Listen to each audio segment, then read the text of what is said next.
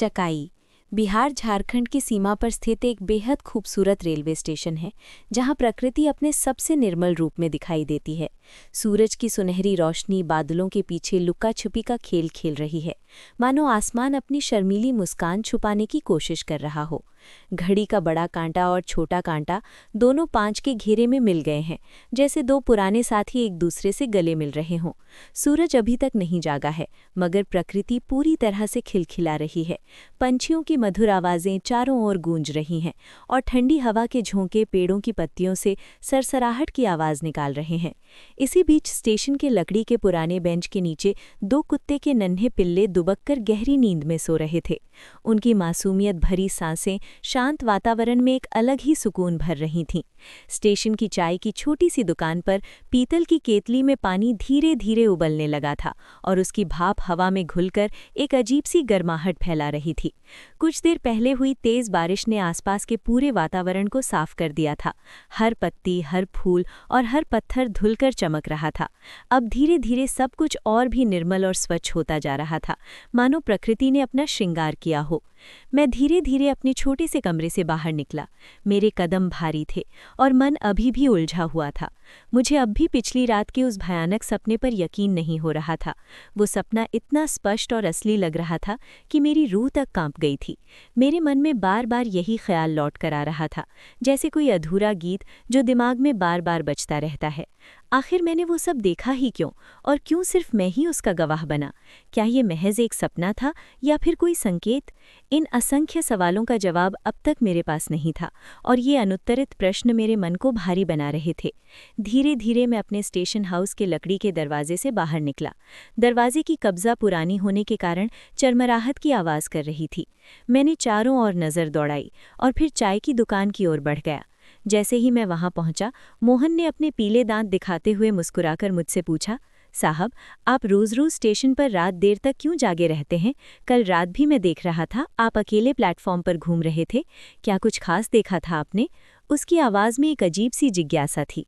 पहले तो मैं थोड़ा झिझक गया, मेरा गला सूख गया और मैं कुछ बोल नहीं पाया। लेकिन फिर खुद को संभालकर मैंने हल्के से जवाब दिया, नहीं, ऐसा कुछ नहीं है, बस यूं ही काम की वजह से देर हो जाती है। मैंने अपनी आंखें नीचे कर ली, मानो उसकी नज़रों से बचना चाहता हूँ। मोहन कुछ देर तक मुझे आश्चर्य और शक भरी नज़रों से देखता रहा। उसकी काली आंखों में कुछ पढ़ने की कोशिश कर रहा था मानो। फिर उसने अपने पीले दांत दिखाते हुए हल्की मुस्कान के साथ कहा, झूठ मत बोलिए साहब, आप शहर से आए हैं इसलिए नहीं जानते, लेकिन यहाँ कोई भी मुसाफिर रात भर नहीं रुकता। गाड़ियाँ तो रुकती हैं, पर डिब्बे हमेशा खाली ही आगे बढ़ जाते हैं। लोग कसम खाते हैं कि यहाँ एक औरत की छाया रात में दिखती है। कैसी औरत? क्या बकवास कर रहे हो तुम? मैंने ये बात काफ़ी झटके से एक साथ कही। मेरी आवाज़ में गुस्सा और घबराहट दोनों थे। मोहन थोड़ा हैरान हुआ मेरी प्रतिक्रिया देखकर और फिर धीमी आवाज़ में बोला, वही औरत साहब, जो रात को छाँव की तरह प्लेटफॉर्म पर इधर से उधर घूमती है। कहते हैं कि जो भी उसकी लाल आंखों में सीधे आंखें डाल लेता है, सुबह तक जिंदा नहीं बचता। उसकी आत्मा यहाँ भटकती है और अपने प्रेमी को ढूंढती रहती है। मैंने चाय का मिट्टी का कुल्हड़ गुस्से से वहीं ज़मीन पर फेंक दिया। वो चकनाचूर हो गया और उसके टुकड़े चारों ओर बिखर गए। बस करो ये सब बकवास, मुझे डराने की कोशिश मत करो, ये सब अफवाहें हैं, कुछ नहीं। ये कहकर मैं बिना सिर हिलाए तेजी से स्टेशन की ओर चल पड़ा। मोहन पीछे से कुछ कहता रहा, लेकिन मैंने सुनने से इनकार कर दिया। मैंने अपना सिर घुमाकर चारों तरफ ध्यान से देखा। ऐसा लगा मानो प्रकृति खिलखिलाकर हंस रही हो और मुझे अपनी गोद में बुला रही हो। चारों ओर घनी हरियाली फैली थी। दूर तक हरे भरे पेड़ और उनके बीच रंग बिरंगे फूल खिले हुए थे। एक अनजानी सी खूबसूरत और मादक खुशबू पूरे वातावरण में घुली हुई थी। उसकी मीठी खुशबू से पूरा स्टेशन महक रहा था, जैसे किसी ने इत्र छिड़क दिया हो। मैं चमेली के फूलों के बड़े पेड़ के पास खड़ा था। जमीन सफ़ेद और नारंगी रंग के ताज़े फूलों से पूरी तरह ढकी हुई थी और उनकी तीव्र खुशबू मुझे भीतर तक सुकून दे रही थी। हवा हल्के हल्के झोंके मार रही थी और फूलों की पंखुड़ियां इधर उधर उड़ रही थीं। तभी पीछे से मोहन की मधुर आवाज़ आई। वो गुनगुनाते हुए एक पुराना गीत गा रहा था। कब आएगा वो दिन मेरे सपनों का, कब होगा मिलन मेरी जान का। राहों में इंतज़ार दिल बेचैन है, तेरे बिना ये सफ़र बस वीरान है। कब आएगा वो दिन मेरी चाहत का, कब होगा मिलन मेरी राहत का। उसकी आवाज़ में एक अजीब सी उदासी और तड़प थी जो सीधे दिल को छू रही थी। मैंने मन ही मन सोचा, क्यों ना वापस जाकर मोहन के पास बैठूं और उसे गाते हुए सुनूं। शायद उसकी संगीत भरी आवाज़ मेरे मन के भ्रम को दूर कर दे। लेकिन तभी अचानक मुझे कोई ज़रूरी काम याद आ गया और मैं जल्दी से स्टेशन के छोटे से कमरे में जाकर बैठ गया काम करने के लिए। अभी बैठा ही था कि अचानक से तेज बारिश शुरू हो गई। काले बादलों ने आसमान को पूरी तरह ढक लिया। पूरा स्टेशन का इलाका घने बादलों से घिर गया था। हवा जरा सी भी नहीं चल रही थी। सब कुछ स्थिर सा हो गया था। मेरी नज़र स्टेशन के प्लेटफॉर्म के बाहर सामने वाले घने जंगल पर पड़ी, मानो वहां की गहराई से कोई मुझे घूर रहा हो, कोई अदृश्य नजरें मेरे ऊपर टिकी हों। एक अजीब सी असहजता ने मुझे घेर लिया। जब भी मेरी निगाहें इन सफ़ेद और नारंगी काश फूलों पर ठहरती हैं, मुझे हमेशा अपने गांव की दुर्गा पूजा की मीठी याद आ जाती है। माँ दुर्गा की मूर्ति के सामने इसी तरह के फूल सजाए जाते थे। मैंने मन ही मन सोचा, जब मेरे वरिष्ठ अधिकारी छुट्टी से वापस आएंगे तो मैं अपना सारा लंबित काम जल्दी से निपटाकर कम से कम 1 हफ्ते की छुट्टी लेकर अपने घर वापस जाऊंगा। पहली बार मैं घर से इतनी दूर हूँ। ये पहला मौका है जब मैं अकेले इतनी दूर आया हूँ। जिंदगी किसी अनजान और सुनसान जगह पर ठहर सी गई है। लेकिन कल रात की उस भयानक घटना ने मुझे फिर से गहराई से सोचने पर मजबूर कर दिया। क्या वाकई कुछ था या फिर ये सब मेरे मन का भ्रम है? तभी मेरी नज़र दीवार पर लटकी पुरानी घड़ी पर गई। घड़ी की सुइयां बता रही थी कि अब बस 10 मिनट में एक यात्री गाड़ी यहां आने वाली है। मैं अपने कमरे से निकलकर ड्यूटी पर जाने के लिए स्टेशन की ओर बढ़ ही रहा था कि पीछे से नथुलाल ने जोर से आवाज़ दी, साहब साहब, बड़ी बुरी खबर है, आज कोई भी गाड़ी यहाँ नहीं आएगी। रास्ते में बड़ा हादसा हो गया है। पटरी के नीचे कुछ जंगली जानवर आकर कट गए थे। गाड़ी अचानक रुक गई थी और अब वहाँ बड़ी भीड़ जमा हो गई है। ऊपर के बड़े अफसर लोग मौके पर पहुंचकर सब जांच कर रहे हैं। जानवर पटरी के नीचे? ये कैसे हुआ? इतने बड़े हादसे का कोई तो साफ कारण होगा ना? मैंने आश्चर्य से पूछा। यही तो कोई समझ नहीं पा रहा साहब, वो जानवर अचानक वहां कैसे पहुंच गए? किसी ने देखा तक नहीं। बस सब कहते हैं कि जानवर झुंड के झुंड पटरी पर कूद पड़े हों। जब तक चालक समझ पाता, देर हो चुकी थी। लोग कह रहे हैं कि ये कोई साधारण घटना नहीं है। सुबह की ठीक 7 बजे थे और उसी वक्त इस बुरी खबर को सुनकर मेरा मन अचानक उदास और भारी हो गया। मैं स्टेशन के लकड़ी के पुराने बेंच पर चुपचाप बैठकर कुछ पढ़ने की कोशिश कर रहा था कि नथुलाल फिर से मेरे पास आया और चिंतित आवाज में बोला, साहब, अब आज पूरे दिन कोई भी गाड़ी यहाँ नहीं आने वाली। आप अपने घर चले जाइए और थोड़ी देर आराम कर लीजिए। आप थके हुए दिख रहे हैं। कल रात की थकान और लगातार चिंता ने मेरे चेहरे और आंखों पर गहरे काले निशान छोड़ दिए थे। आईने में देखने पर मैं खुद को पहचान नहीं पा रहा था। नथुलाल की बातों पर सहमति जताते हुए मैंने स्टेशन हाउस से अपना भूरे रंग का पुराना बैग उठाया और धीमे कदमों से अपने घर की ओर चल पड़ा। मेरा अस्थायी कमरा यहाँ से ठीक 2 किलोमीटर दूर एक सुनसान जगह पर है। रेलवे स्टेशन से इतनी दूर कमरा बनाने का कारण मुझे आज तक समझ नहीं आया और सच कहूँ तो मैंने ये जानने की कभी गंभीर कोशिश भी नहीं की। इस नई नौकरी में आए मुझे बस कुछ ही महीने हुए हैं और काम के भारी दबाव ने मुझे इस अजनबी जगह को अच्छे से जानने या समझने का मौका भी नहीं मिला।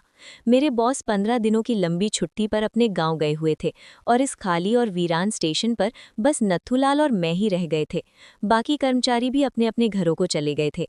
मैं अपने कमरे पर पहुंचकर मैंने अच्छे से हाथ मुंह धोया, ठंडे पानी से चेहरा साफ किया और फिर जो भी खाना बना था उसे खाकर गहरी नींद में सो गया। नींद भले ही गहरी थी, लेकिन मन के किसी अंधेरे कोने में अनकहे सवाल अब भी जागते रहे। खामोशी जैसे हर दीवार से टकराकर वापस लौट रही थी। नींद में मैंने वही भयानक सपना फिर से देखा। एक तेज रफ्तार एक्सप्रेस गाड़ी सीधे मेरी ओर तेजी से आ रही थी और मैं वही पटरियों पर जड़ होकर खड़ा था। ऐसा लग रहा था जैसे मेरे पैरों ने जमीन छोड़ने से पूरी तरह इनकार कर दिया हो। ऐसा लगा मानो मौत अपनी ठंडी बाहों में मुझे कसकर खींच रही हो और मैं कुछ भी नहीं कर पा रहा था। अगले ही पल मेरा शरीर टुकड़े टुकड़े होकर रेल की पटरियों पर बिखरा पड़ा था। खून चारों ओर फैल गया था। डर के मारे मेरी आंखें अचानक खुल गईं और मैं तेजी से हाँफते हुए बिस्तर पर बैठ गया। मेरा पूरा शरीर ठंडे पसीने से पूरी तरह भीगा हुआ था। दिल की धड़कनें इतनी तेज और जोर की थीं कि जैसे सीने को तोड़कर बाहर आ जाना चाहती हैं। कमरे के सन्नाटे भरी गहरी खामोशी उस डर को और भी गहरा कर रही थी। वहीं दूर दूर पर कुछ छोटे मोटे घर थे। उन घरों से शाम की पूजा की घंटियों की मधुर आवाज़ धीमे धीमे आ रही थी। खिड़की के बाहर आसमान का एक छोटा सा हिस्सा दिख रहा था, जो अब नारंगी और गुलाबी रंग में रंगा हुआ था। जब मैंने ध्यान ध्यान से बाहर देखा तो मुझे ऐसा लगा कि क्वार्टर के बाहर पुराने पीपल के पेड़ के नीचे कोई खड़ा है और सीधे मेरी ओर घूर रहा है। मेरी रीढ़ में एक ठंडी सिहरन दौड़ गई। मैंने दोबारा ध्यान से झांका तो पेड़ के नीचे उस स्थान पर कोई नहीं था, बस हवा में पत्तियां हिल रही थीं। मैं समझ ही नहीं पा रहा था कि ये सब मेरे साथ आखिर क्या हो रहा है। क्या मैं पागल हो रहा हूँ या फिर ये सब वाकई हो रहा है? जब मैं बाथरूम से तरोताज़ा होकर वापस आया तो मेरा नौकर हरिया रसोई में चाय का पानी उबाल रहा था। उसकी पीठ मेरी ओर थी। उसे देखकर मुझे थोड़ी राहत महसूस हुई। मैंने उसे थकी आवाज़ में पूछा, हरिया, मेरा सिर बहुत तेज़ दर्द कर रहा है, मुझे जल्दी से थोड़ी गर्म चाय बनाकर दिला दो। उसने कुछ भी नहीं सुना, जैसे वो किसी और दुनिया में खोया हो। मेरा सिर दर्द से फटा जा रहा था। मैंने फिर वही बात जोर से दोहराई। तब हरिया ने धीरे से अपना चेहरा ऊपर उठाया और भारी और गंभीर आवाज़ में बोला, साहब, ये बात आप क्यों नहीं समझते? मैंने कितनी बार समझाया और कहा है कि रात को स्टेशन पर अकेले रुकना बिल्कुल भी ठीक नहीं है। यहाँ कोई आम जगह नहीं है साहब। रात में एक औरत की आत्मा यहाँ घूमती है। जिसने भी यहाँ कदम रखा वही उसे देख चुका है। आप क्यों रुकते हैं यहाँ रात में, जबकि मैंने आपको बार बार चेताया है? हाँ, तुम्हारी बात बिल्कुल सही है हरिया, लेकिन कल रात जो कुछ हुआ मैं अब तक समझ नहीं पा रहा था। अब सुनिए साहब, मैं आपको वही पुरानी कहानी विस्तार से बताऊंगा जो हर किसी के कानों में सन्नाटा भर देती है और रूह कंपा देती है। गांव की सबसे खूबसूरत और मासूम लड़की मीरा, जिसे सभी लोग प्यार से दीदी कहते थे, का दिल बचपन से ही अर्जुन के सच्चे प्यार में पूरी तरह डूबा हुआ था। वे दोनों एक दूसरे से बेहद प्यार करते थे, मगर गाँव वालों ने समाज के डर से उसकी शादी जबरन अमीर जमींदार वीरेंद्र सिंह से करा दी। जब वीरेंद्र को शादी के कुछ महीनों बाद पता चला कि मीरा का दिल अभी भी किसी और के साथ धड़कता है, तो उसने गुस्से में आकर अपने 3 वफादार आदमी भूरा, कल्लू और बजरंग को भेजकर अर्जुन को बेरहमी से पिटवाया। अर्जुन की हालत बहुत खराब हो गई थी। मीरा ये सब बर्दाश्त नहीं कर पाई। एक रात उसने अपने पति वीरेंद्र को खाने में जहर मिला दिया और उसे मार डाला। जब गांव वालों को पता चला तो वे आग बबूला होकर गुस्से में आए और उन्होंने अर्जुन को भी मार डाला।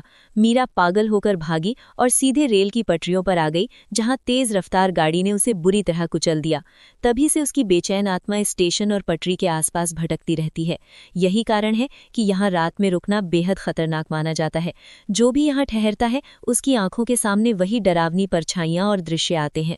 तभी मेरी नज़र दीवार पर लटकी पुरानी घड़ी पर गई।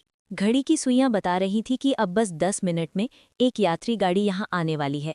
मैं अपने कमरे से निकलकर ड्यूटी पर जाने के लिए स्टेशन की ओर बढ़ ही रहा था कि पीछे से नत्थूलाल ने जोर से आवाज़ दी, साहब साहब, बड़ी बुरी खबर है, आज कोई भी गाड़ी यहाँ नहीं आएगी। रास्ते में बड़ा हादसा हो गया है। पटरी के नीचे कुछ जंगली जानवर आकर कट गए थे। गाड़ी अचानक रुक गई थी और अब वहाँ बड़ी भीड़ जमा हो गई है। ऊपर के बड़े अफसर लोग मौके पर पहुंचकर सब जांच कर रहे हैं। जानवर पटरी के नीचे? ये कैसे हुआ? इतने बड़े हादसे का कोई तो साफ कारण होगा ना? मैंने आश्चर्य से पूछा। यही तो कोई समझ नहीं पा रहा साहब, वो जानवर अचानक वहां कैसे पहुंच गए? किसी ने देखा तक नहीं, बस सब कहते हैं कि जानवर झुंड के झुंड पटरी पर कूद पड़े हों। जब तक चालक समझ पाता देर हो चुकी थी। लोग कह रहे हैं कि ये कोई साधारण घटना नहीं है। सुबह की ठीक 7 बजे थे और उसी वक्त इस बुरी खबर को सुनकर मेरा मन अचानक उदास और भारी हो गया। मैं स्टेशन के लकड़ी के पुराने बेंच पर चुपचाप बैठकर कुछ पढ़ने की कोशिश कर रहा था कि नत्थूलाल फिर से मेरे पास आया और चिंतित आवाज में बोला, साहब, अब आज पूरे दिन कोई भी गाड़ी यहाँ नहीं आने वाली। आप अपनी घर चले जाइए और थोड़ी देर आराम कर लीजिए, आप थके हुए दिख रहे हैं। कल रात की थकान और लगातार चिंता ने मेरे चेहरे और आंखों पर गहरे काले निशान छोड़ दिए थे। आईने में देखने पर मैं खुद को पहचान नहीं पा रहा था। नथुलाल की बातों पर सहमति जताते हुए मैंने स्टेशन हाउस से अपना भूरे रंग का पुराना बैग उठाया और धीमे कदमों से अपने घर की ओर चल पड़ा। मेरा अस्थायी कमरा यहाँ से ठीक 2 किलोमीटर दूर एक सुनसान जगह पर है। रेलवे स्टेशन से इतनी दूर कमरा बनाने का कारण मुझे आज तक समझ नहीं आया और सच कहूँ तो मैंने ये जानने की कभी गंभीर कोशिश भी नहीं की। इस नई नौकरी में आए मुझे बस कुछ ही महीने हुए हैं और काम के भारी दबाव ने मुझे इस अजनबी जगह को अच्छे से जानने या समझने का मौका भी नहीं मिला।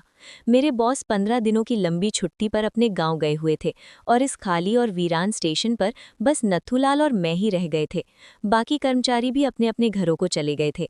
मैं अपने कमरे पर पहुंचकर मैंने अच्छे से हाथ मुंह धोया, ठंडे पानी से चेहरा साफ किया और फिर जो भी खाना बना था था, उसे खाकर गहरी नींद में सो गया। नींद भले ही गहरी थी, लेकिन मन के किसी अंधेरे कोने में अनकहे सवाल अब भी जागते रहे। खामोशी जैसे हर दीवार से टकराकर वापस लौट रही थी। नींद में मैंने वही भयानक सपना फिर से देखा। एक तेज रफ्तार एक्सप्रेस गाड़ी सीधे मेरी ओर तेजी से आ रही थी और मैं वही पटरियों पर जड़ होकर खड़ा था। ऐसा लग रहा था जैसे मेरे पैरों ने जमीन छोड़ने से पूरी तरह इनकार कर दिया हो। ऐसा लगा मानो मौत अपनी ठंडी बाहों में मुझे कस कर खींच रही हो और मैं कुछ भी नहीं कर पा रहा था। अगले ही पल मेरा शरीर टुकड़े टुकड़े होकर रेल की पटरियों पर बिखरा पड़ा था। खून चारों ओर फैल गया था। डर के मारे मेरी आंखें अचानक खुल गईं और मैं तेजी से हाँफते हुए बिस्तर पर बैठ गया। मेरा पूरा शरीर ठंडे पसीने से पूरी तरह भीगा हुआ था। दिल की धड़कनें इतनी तेज और जोर की थीं कि जैसे सीने को तोड़कर बाहर आ जाना चाहती हैं। कमरे के सन्नाटे भरी गहरी खामोशी उस डर को और भी गहरा कर रही थी। वहीं दूर दूर पर कुछ छोटे मोटे घर थे। उन घरों से शाम की पूजा की घंटियों की मधुर आवाज़ धीमे धीमे आ रही थी। खिड़की के बाहर आसमान का एक छोटा सा हिस्सा दिख रहा था, जो अब नारंगी और गुलाबी रंग में रंगा हुआ था। जब मैंने ध्यान से बाहर देखा तो मुझे ऐसा लगा कि क्वार्टर के बाहर पुराने पीपल के पेड़ के नीचे कोई खड़ा है और सीधे मेरी ओर घूर रहा है। मेरी रीढ़ में एक ठंडी सिहरन दौड़ गई। मैंने दोबारा ध्यान से झांका तो पेड़ के नीचे उस स्थान पर कोई नहीं था, बस हवा में पत्तियां हिल रही थीं। मैं समझ ही नहीं पा रहा था कि ये सब मेरे साथ आखिर क्या हो रहा है। क्या मैं पागल हो रहा हूँ या फिर ये सब वाकई हो रहा है? जब मैं बाथरूम से तरोताज़ा होकर वापस आया तो मेरा नौकर हरिया रसोई में चाय का पानी उबाल रहा था। उसकी पीठ मेरी ओर थी। उसे देखकर मुझे थोड़ी राहत महसूस हुई। मैंने उसे थकी आवाज़ में पूछा, हरिया, मेरा सिर बहुत तेज़ दर्द कर रहा है, मुझे जल्दी से थोड़ी गर्म चाय बनाकर दिला दो। उसने कुछ भी नहीं सुना, जैसे वो किसी और दुनिया में खोया हो। मेरा सिर दर्द से फटा जा रहा था। मैंने फिर वही बात जोर से दोहराई। तब हरिया ने धीरे से अपना चेहरा ऊपर उठाया और भारी और गंभीर आवाज़ में बोला, साहब, ये बात आप क्यों नहीं समझते? मैंने कितनी बार समझाया और कहा है कि रात को स्टेशन पर अकेले रुकना बिल्कुल भी ठीक नहीं है। यहाँ कोई आम जगह नहीं है साहब। रात में एक औरत की आत्मा यहाँ घूमती है। जिसने भी यहाँ कदम रखा वही उसे देख चुका है। आप क्यों रुकते हैं यहाँ रात में, जबकि मैंने आपको बार बार चेताया है? हाँ, तुम्हारी बात बिल्कुल सही है हरिया, लेकिन कल रात जो कुछ हुआ मैं अब तक समझ नहीं पा रहा था। अब सुनिए साहब, मैं आपको वही पुरानी कहानी विस्तार से बताऊंगा जो हर किसी के कानों में सन्नाटा भर देती है और रूह कंपा देती है। गांव की सबसे खूबसूरत और मासूम लड़की मीरा, जिसे सभी लोग प्यार से दीदी कहते थे, का दिल बचपन से ही अर्जुन के सच्चे प्यार में पूरी तरह डूबा हुआ था। वे दोनों एक दूसरे से बेहद प्यार करते थे, मगर गाँव वालों ने समाज के डर से उसकी शादी जबरन अमीर जमींदार वीरेंद्र सिंह से करा दी। जब वीरेंद्र को शादी के कुछ महीनों बाद पता चला कि मीरा का दिल अभी भी किसी और के साथ धड़कता है, तो उसने गुस्से में आकर अपने 3 वफादार आदमी भूरा, कल्लू और बजरंग को भेजकर अर्जुन को बेरहमी से पिटवाया। अर्जुन की हालत बहुत खराब हो गई थी। मीरा ये सब बर्दाश्त नहीं कर पाई। एक रात उसने अपने पति वीरेंद्र को खाने में जहर मिला दिया और उसे मार डाला। जब गांव वालों को पता चला तो वे आग बबूला होकर गुस्से में आए और उन्होंने अर्जुन को भी मार डाला। मीरा पागल होकर भागी और सीधे रेल की पटरियों पर आ गई, जहां तेज रफ्तार गाड़ी ने उसे बुरी तरह कुचल दिया। तभी से उसकी बेचैन आत्मा स्टेशन और पटरी के आसपास भटकती रहती है। यही कारण है कि यहाँ रात में रुकना बेहद खतरनाक माना जाता है। जो भी यहाँ ठहरता है उसकी आंखों के सामने वही डरावनी परछाइयां और दृश्य आते हैं।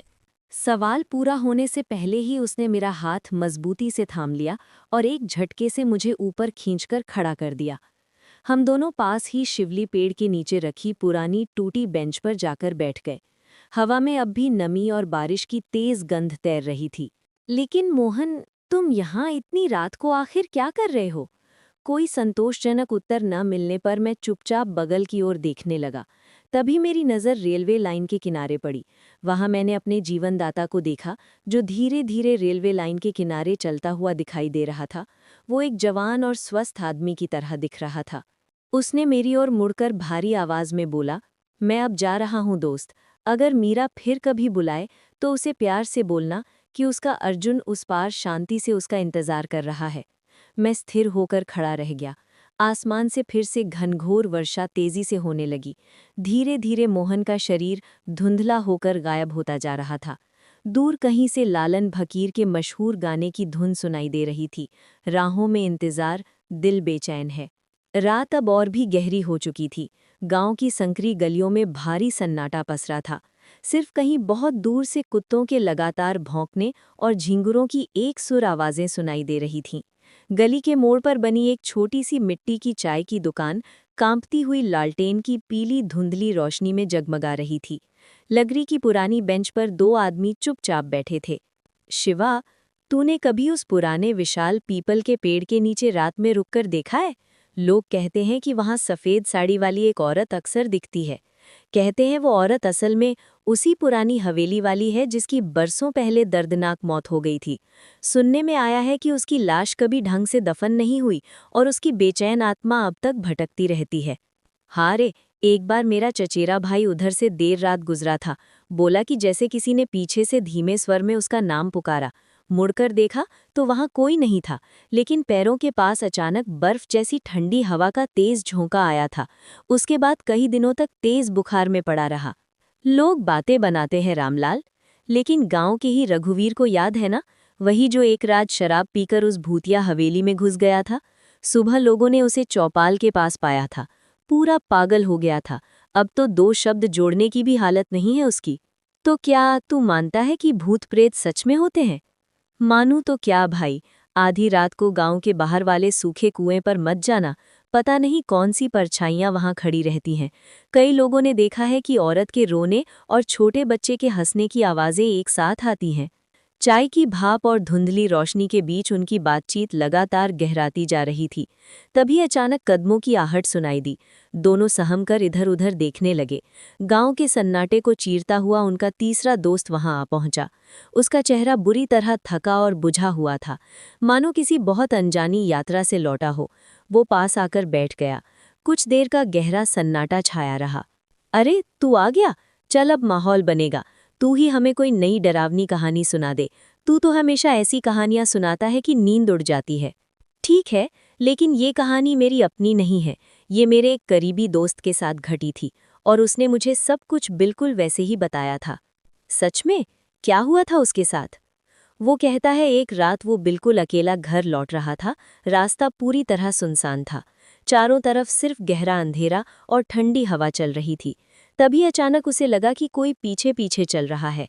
फिर धीरे धीरे उसने अपनी पुरानी आदत दोहराई, डरावनी कहानियां सुनाने की। उसकी आवाज़ धीमी थी, पर हर शब्द माहौल को और बोझिल कर रहा था। उत्तर प्रदेश की घनी जंगलों से घिरा एक छोटा सा गांव है। नाम है भैरवपुर। दिन के उजाले में तो ये गांव किसी साधारण बस्ती जैसा लगता है। खेतों में मेहनत से काम करते किसान, चौपाल पर बैठे बुजुर्ग और कच्ची गलियों में खेलते दौड़ते बच्चे। लेकिन रात होते ही भैरवपुर की पूरी पहचान बदल जाती है। गांव पर एक भारी सन्नाटा छा जाता है, जैसे हवा तक अपनी रफ्तार रोक लेती हो। लोग दरवाजे खिड़कियां मजबूती से बंद कर लेते हैं, क्योंकि उन्हें अच्छी तरह पता है कि इस गांव की रातें किसी और ही अलौकिक दुनिया से ताल्लुक रखती हैं। कहते हैं बरसों पहले इस गांव में एक ऐसी भयानक घटना हुई थी जिसका जिक्र आज भी फुसफुसाकर ही किया जाता है। उस घटना के बाद से भैरवपुर की हवाओं में एक काला साया हमेशा के लिए बस गया। कुत्तों का एक साथ रो पड़ना, पुराने पीपल के पेड़ से अजीब आहटें और सूखे कुएं के पास सुनी जाने वाली औरत की चीखें, ये सब किसी भ्रम का हिस्सा नहीं बल्कि इस गांव की सच्चाई है। रात का वक्त था। लगभग 10:30 बज रहे थे। गांव में हल्की हल्की ठंडी हवा के साथ बारिश भी हो रही थी। सूरज के छोटे बेटे की तबीयत बिगड़ती ही जा रही थी। कोने में हल्की सी एक लालटेन जल रही थी। दोनों पति पत्नी अपने बेटे की खराब तबीयत को लेकर बेहद चिंतित थे। सूरज का मन तो था कि वो अपने बेटे को तुरंत शहर के बड़े अस्पताल में ले जाए, लेकिन गांव वालों से जो उसने डरावनी कहानियां सुनी थी, उसे सोचकर उसकी रूह कांप जाती थी कि कहीं उसके साथ भी कोई बड़ी अनहोनी न हो जाए। सुनिए जी, बाबू की हालत तेजी से बिगड़ती जा रही है। कुछ कीजिए वरना बहुत देर हो जाएगी। हाँ, अब और रुकना बिल्कुल भी ठीक नहीं। मैं बाबू को लेकर साइकिल से ही शहर के अस्पताल निकलता हूँ। अकेले? इतनी रात का वक्त है जी, रास्ता पूरी तरह सुनसान है। मुझे बहुत डर लग रहा है। डर मुझे भी बहुत है, लेकिन बाबू की जान से बढ़कर कुछ नहीं। चाहे रास्ता कितना भी खतरनाक हो, मैं उसे शहर जरूर ले जाऊंगा। तुम हिम्मत रखना। तुम घर पर बाबू की माँ बनकर भगवान से दुआ करना। मैं बाबू का बाप बनकर पूरी हिम्मत दिखाऊंगा। मुझ पर पूरा भरोसा रखना। मैं बाबू को ठीक करके ही वापस आऊंगा। उस अंधेरी रात एक पिता अपने प्यारे बेटे की जान बचाने के लिए एक ऐसे खौफनाक सफर पर निकल पड़ा था जहां कदम कदम पर अनजाना खतरा था। इस गहरे अंधेरे के बीच साइकिल तेजी से चला रहे सूरज के मन में डर लगातार बढ़ता जा रहा था। इस डर का मुख्य कारण था शहर की तरफ जाने वाला ये इकलौता सुनसान रास्ता। बारिश अब और तेज हो चुकी थी। बूंदें सूरज के चेहरे पर तेजी से पड़ रही थीं। बूंदें जैसे उसे बार बार चेतावनी दे रही थीं, लेकिन उसके पास ठहरने का वक्त नहीं था। बेटे की सांसें लगातार भारी हो रही थीं और जिंदगी हर पल उसके हाथ से फिसलता जा रहा था। रास्ता पूरी तरह सुनसान था। दूर दूर तक सिवाय काले गहरे अंधेरे और बारिश की तेज आवाज के कुछ नहीं था। ये वही रास्ता था जिसके बारे में गांव में कई डरावनी कहानियां सुनी जाती थीं। लोग कहते थे कि इस रास्ते पर रात में कोई परछाई चलती है, कोई बहुत अजीब सी परछाई जो साथ साथ चलती है और फिर अचानक गायब हो जाती है। सफ़र अभी बहुत लंबा था, इसलिए सूरज अपनी पुरानी साइकिल को पूरी ताकत से तेज चला रहा था ताकि वो जल्दी से जल्दी शहर पहुंचकर अपने प्यारे बेटे की कीमती जान बचा सके। लेकिन अब बारिश धीरे धीरे बंद हो चुकी थी। थोड़ी दूर आगे जाने पर सूरज को रास्ते में एक बूढ़ी औरत बैठी हुई दिखाई दी। सूरज को ये देखकर बहुत आश्चर्य हुआ कि रास्ते पर इतनी रात को कोई क्यों बैठा है। बेटा जरा रुक जाओ, ये टोकरी बहुत भारी है, मेरे बूढ़े हाथ बुरी तरह कांपते हैं, उठा नहीं पा रही हूँ। अम्मा, मेरा बाबू बहुत बीमार है, मुझे बहुत जल्दी शहर पहुँचना है, वरना उसकी हालत और ख़राब हो जाएगी। माफ़ करना अम्मा, अभी मेरे पास ज़रा भी वक्त नहीं है। अरे, तू तो बहुत नेक लड़का लगता है, मेरी थोड़ी मदद कर दे बेटा, तेरे सिर पर मेरी दुआ हमेशा रहेगी। ठीक है, आप इस समय बिल्कुल अकेली हैं? इतनी रात को यहाँ क्या कर रही हैं? अच्छा बताइए, कहाँ रखना है टोकरी, मैं उठा देता हूँ। सूरज टोकरी उठाने के लिए झुककर कोशिश कर ही रहा था, तभी उसने देखा कि वहां तो कोई है ही नहीं, बस खाली अंधेरा था। उसका दिल जोर जोर से तेजी से धड़कने लगा। हे भगवान, ये मैंने क्या देखा? अभी तो यहीं सामने खड़ी थी वो बूढ़ी अम्मा, फिर अचानक कहाँ गायब हो गई? नहीं नहीं, ये जगह बिल्कुल ठीक नहीं है। डर और बेचैनी उसके चेहरे पर साफ साफ झलक रही थी। वो तेजी से साइकिल पर चढ़ा और अंधेरे रास्ते में भागने लगा। लेकिन किस्मत जैसे आज उसका पूरी तरह साथ छोड़ चुकी थी। मुझे यहाँ से जल्दी निकलना होगा, बाबू की हालत तेजी से और बिगड़ रही है, जल्दी शहर पहुँचना है। अचानक उसकी पुरानी साइकिल की जंग लगी चेन जोर की आवाज के साथ जमीन पर गिर गई। हे राम, ये क्या हो गया? अभी इसी वक्त ही चेन गिर गई क्या? अगर मैं यहीं रुक गया तो पता नहीं क्या भयानक हो जाएगा। नहीं, मुझे किसी भी तरह चेन जल्दी चढ़ानी ही होगी। सूरज घबराहट में झुककर चेन चढ़ाने ही वाला था कि तभी उसकी रगों में खून जम गया। सामने वही खड़ी थी एक औरत, और वो औरत हूबहू उसकी पत्नी जैसी दिख रही थी। उस पल सूरज का मन मानो भरभराकर टूट पड़ा। अरे, तुम यहाँ कैसे आई? तुम तो घर पर थी ना? इतनी रात गए इस सुनसान रास्ते पर तुम कैसे चली आई? मत पूछो, मैंने रास्ते में एक डरावनी परछाई देखी थी, वो लगातार मेरा पीछा कर रही है। मैं बहुत डरी हुई थी, इसलिए भागकर तुम्हारे पास आ गई। जल्दी करो, हमें यहाँ से तुरंत निकलना होगा। बाबू को मुझे पकड़ाओ, मैं उसे संभाल लेती हूँ। तुम साइकिल जल्दी ठीक करो। परछाई? ये कैसी बातें कर रही हो तुम? लेकिन अगर तुमने सच में देखा है तो मामला गंभीर है। अच्छा ठीक है, तुम बाबू को संभालो, मैं चेन लगाता हूँ। हाँ, जल्दी करो, वो कभी भी यहाँ आ सकती है। उसने सोचा शायद उसकी पत्नी ही है जो किसी तरह यहाँ तक पहुँच गई है। वो कुछ पूछने या सोचने की हालत में नहीं था। थकान, डर और बच्चे की गंभीर बीमारी ने उसकी समझ को पूरी तरह कुंद कर दिया था। उसने बिना शक किए अपने बीमार बेटे को उस औरत की बाहों में थमा दिया। सूरज जल्दी से साइकिल संभालकर आगे बढ़ गया, लेकिन कुछ ही दूरी तय करने के बाद उसके मन में अचानक बहुत अजीब सा खटका हुआ। उसने कांपते हुए पीछे मुड़कर देखा और ये नज़ारा उसकी रूह तक को चीर गया। वहां उसकी पत्नी नहीं थी, सामने वही भयानक छलावा था जिससे गांव के बुजुर्ग हमेशा चेतावनी देते आए थे। उसका असली भयानक रूप अब सामने था और उसकी पकड़ में सूरज का छोटा सा बाबू था। मेरे बाबू को छोड़ दे, ये मेरा बच्चा है, तू इसे क्यों ले गई? ओ माँ, मैंने तो तुझे अपनी पत्नी समझा था। आंसू बारिश के कतरों के साथ मिल गए और उसकी दौड़ती हुई सांसें पागलपन की हद तक तेज हो गईं। वो ठोकर खाता, गिरता, फिर उठता और फिर भागता रहा। उसके सीने में सिर्फ एक ही बात थी, किसी भी तरह बाबू को बचाना है। डर अब भी था, लेकिन डर के नीचे छिपा एक पिता का अटूट हौसला कहीं ज्यादा बड़ा था। मेरे बाबू को मुझे लौटा दे। नहीं, ऐसा मत कर, मैं तुझसे हाथ जोड़ता हूँ, मेरे लाल को कुछ मत करना, उसे मुझे दे दे। सूरज बेतहाशा अंधेरे में अपने बच्चे को ढूंढ ही रहा था। उसके कदम बुरी तरह कांप रहे थे, दिल की धड़कन तेजी से बढ़ती जा रही थी। तभी उसकी नज़र सामने पड़ी। वहां टूटी फूटी पगडंडी के बीच वही चुड़ैल बैठी थी। उसकी गोद में वही बच्चा था जिसे सूरज अपनी जान से भी ज्यादा चाहता था।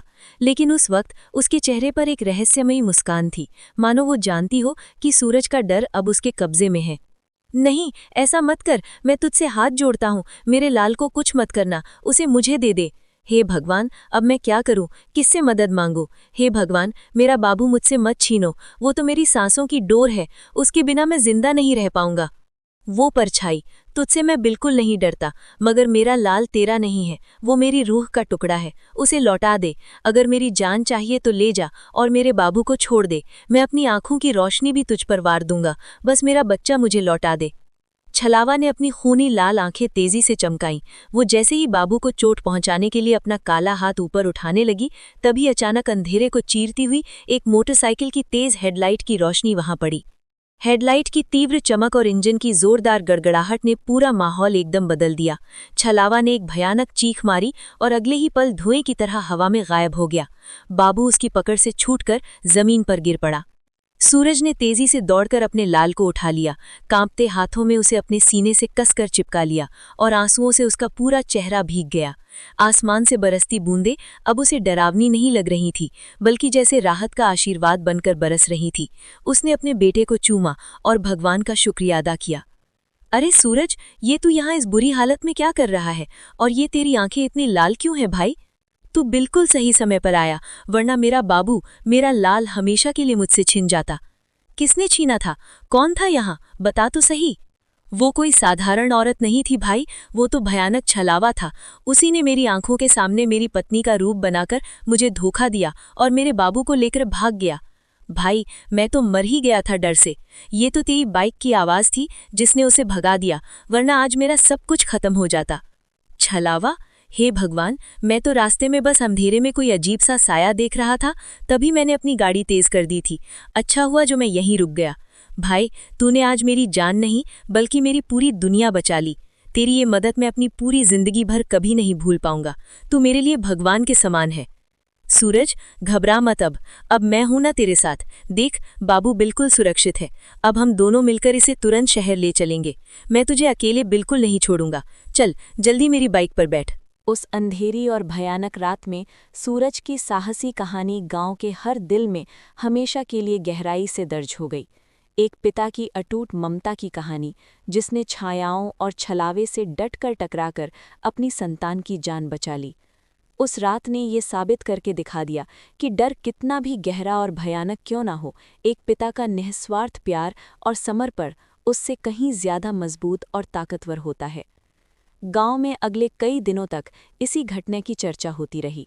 बुजुर्ग लोग चौपाल पर बैठकर इस बहादुरी की कहानी सुनाते और नई पीढ़ी को समझाते कि एक पिता का प्यार कैसे हर मुश्किल से लड़ सकता है। सूरज का बेटा ठीक हो गया और वो फिर से खेलने कूदने लगा। लेकिन उस रात के बाद सूरज अक्सर रात में जागता रहता। उसकी आंखों में वो भयानक दृश्य बार बार घूमता रहता। वो अपनी पत्नी को बताता कि कैसे उसने अपने बेटे को मौत के मुंह से छीन लिया। उसकी पत्नी उसे सांत्वना देती और कहती कि भगवान हमेशा सच्चे दिल वाले लोगों की रक्षा करते हैं। समय बीतता गया, गांव में अब भी वो रास्ता उतना ही डरावना माना जाता था। लोग रात में उस रास्ते से गुजरने से कतराते थे। लेकिन जब भी कोई मजबूरी होती तो वे सूरज की कहानी याद करके हिम्मत जुटाते और आगे बढ़ते। एक दिन गांव में एक साधु आया। वो बहुत ज्ञानी और अनुभवी था। जब उसने सूरज की कहानी सुनी तो उसने गांव वालों को समझाया कि वो छलावा असल में एक भटकी हुई आत्मा है जो अपनी अधूरी इच्छाओं के कारण शांति नहीं पा सकी। साधु ने उस रास्ते पर कुछ धार्मिक अनुष्ठान किए और मंत्रों का जाप किया। अनुष्ठान के बाद गांव वालों ने महसूस किया कि उस रास्ते का माहौल पहले से थोड़ा बदल गया है। अब वहां उतना डर नहीं लगता था। कुछ साहसी युवा रात में उस रास्ते से गुजरे और उन्हें कुछ भी अजीब नहीं दिखा। धीरे धीरे लोगों का डर कम होने लगा। लेकिन गांव के बुजुर्ग अभी भी चेतावनी देते रहते कि रात में अकेले उस रास्ते पर नहीं जाना चाहिए, क्योंकि कुछ चीज़ें हमेशा रहस्य बनी रहती हैं और उन्हें समझना आसान नहीं होता। सूरज अब एक सम्मानित व्यक्ति बन गया था। लोग उसकी बहादुरी की मिसाल देते। उसका बेटा बड़ा होकर स्कूल जाने लगा। वो एक होशियार और समझदार बच्चा था। कभी कभी सूरज उसे अपनी गोद में बिठाकर उस रात की कहानी सुनाता और समझाता कि जीवन में कभी हार नहीं मानना चाहिए। मैं अपने स्टेशन हाउस में वापस लौट आया। मोहन की आत्मा को शांति मिल गई थी। अब वो मीरा के साथ हमेशा के लिए मिल गया था। मैंने उस रात जो कुछ देखा था वो मेरे लिए एक सबक बन गया। मैंने समझा कि प्यार कितना शक्तिशाली होता है और वो मौत के बाद भी खत्म नहीं होता। अगले दिन जब मेरे बॉस छुट्टी से वापस आए तो मैंने उन्हें सब कुछ विस्तार से बताया। पहले तो उन्होंने मेरी बात पर विश्वास नहीं किया, लेकिन जब नत्थूलाल और गांव के अन्य लोगों ने भी इस घटना की पुष्टि की तो वे हैरान रह गए। उन्होंने कहा कि ये स्टेशन वाकई में किसी अलौकिक शक्ति से जुड़ा हुआ है। कुछ दिनों बाद रेलवे विभाग ने इस स्टेशन पर कुछ धार्मिक अनुष्ठान करवाए। एक पंडित जी आए और उन्होंने यज्ञ किया। पूरे स्टेशन को गंगा जल से शुद्ध किया गया। उस दिन के बाद से स्टेशन का माहौल थोड़ा बदल गया। अब रात में भी यहाँ उतना डर नहीं लगता था। लेकिन मैं कभी भी उस रात को नहीं भूल पाया। मीरा का चेहरा, उसकी आवाज़ और वो मोहक खुशबू अब भी कभी कभी मेरे सपनों में आती है। मैं समझ गया था कि कुछ प्रेम कहानियाँ इतनी गहरी होती हैं कि वे जन्मों तक चलती रहती हैं। मोहन की कमी मुझे बहुत खली। वो एक अच्छा इंसान था। उसने अपनी जान देकर मुझे बचाया था। मैंने उसकी याद में स्टेशन पर एक छोटा सा पौधा लगाया। वो पौधा धीरे धीरे बड़ा होता गया और एक सुंदर पेड़ बन गया। समय के साथ मेरी नौकरी में तबादला हो गया और मुझे दूसरे स्टेशन पर जाना पड़ा। चकाई स्टेशन को छोड़ते समय मेरी आंखों में आंसू आ गए। ये जगह मेरे लिए सिर्फ एक स्टेशन नहीं रह गई थी, बल्कि यहाँ मैंने जीवन के कई महत्वपूर्ण पाठ सीखे थे। जाने से पहले मैं एक बार फिर उस पीपल के पेड़ के पास गया जहाँ मोहन ने मुझे बचाया था। मैंने अपनी आंखें बंद की और उसे धन्यवाद दिया। हवा में फिर से वही मीठी खुशबू आई, जैसे कोई मुझे विदा कर रहा हो। आज भी जब मैं ट्रेनों की आवाज़ सुनता हूँ तो मुझे वो रात याद आ जाती है। मुझे मीरा और मोहन की अधूरी प्रेम कहानी याद आती है। मुझे सूरज की बहादुरी याद आती है। ये सभी कहानियाँ मुझे सिखाती हैं कि जीवन में प्यार, साहस और समर्पण सबसे महत्वपूर्ण है। चकाई स्टेशन अब भी वैसे ही खड़ा है। नए स्टेशन मास्टर वहाँ काम करते हैं, लेकिन पुराने लोग अब भी उस रात की कहानियाँ सुनाते हैं। वे बताते हैं कि कैसे एक युवा अफसर ने अलौकिक शक्तियों का सामना किया और कैसे सच्चा प्यार मौत के बाद भी जीवित रहता है। गांव के लोग अब भी कहते हैं कि पूर्णिमा की रातों में स्टेशन पर एक खूबसूरत औरत दिखती है, लेकिन अब वो किसी को नुकसान नहीं पहुंचाती। वो बस शांति से घूमती है, जैसे किसी का इंतजार कर रही हो।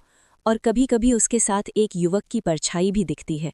लोग कहते हैं कि वे मीरा और अर्जुन हैं जो आखिरकार मिल गए हैं। ये कहानी हमें सिखाती है कि प्यार की कोई सीमा नहीं होती। ये जन्म और मृत्यु से परे है। ये हमें ये भी सिखाती है कि एक पिता का प्यार कितना निस्वार्थ और मजबूत होता है। सूरज ने अपने बेटे की जान बचाने के लिए अपनी जान तक की परवाह नहीं की। आज जब मैं पीछे मुड़कर देखता हूँ तो मुझे लगता है कि वे दिन मेरे जीवन के सबसे यादगार दिन थे। मैंने वहाँ बहुत कुछ सीखा, साहस, प्यार, समर्पण और मानवता। चकाई स्टेशन हमेशा मेरे दिल में एक खास जगह रखेगा। और हाँ, जब भी मैं उस गाने को सुनता हूँ कि कब आएगा वो दिन मेरे सपनों का, कब होगा मिलन मेरी जान का, तो मुझे मोहन की आवाज़ याद आ जाती है। उसकी वो मधुर आवाज़ जो अब इस दुनिया में नहीं है, लेकिन मेरे दिल में हमेशा गूंजती रहेगी। ये कहानी खत्म होती है, लेकिन इसमें छिपे निष्देश हमेशा जीवित रहेंगे। प्यार करो, निडर बनो और जब ज़रूरत हो तो अपनों की रक्षा के लिए हर खतरे का सामना करो, क्योंकि अंत में यही चीज़ें हमारी ज़िंदगी को सार्थक बनाती हैं।